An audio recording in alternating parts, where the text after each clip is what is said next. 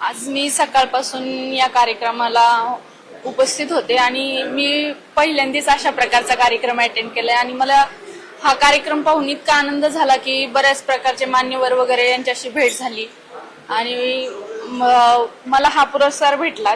त्यामुळे मला असं माझ्या पुढच्या कार्यास मला असं उत्सुकता वाटायला लागली की बाबा मी अजून नवीन काहीतरी करू शकते.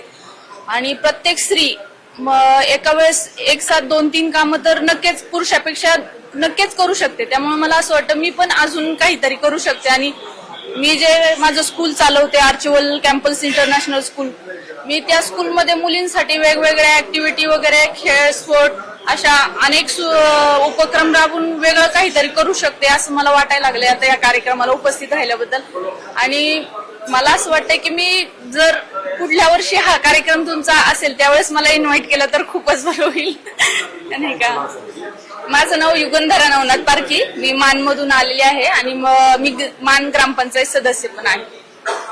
मान ग्रामपंचायत सदस्य आधी मी आर्चिवल कॅम्पस इंटरनॅशनल स्कूलची संस्थापिका आहे. ते माझं खूप मोठं काम. काय सांगाल कार्यक्रमाला तुम्ही उपस्थित राहिला?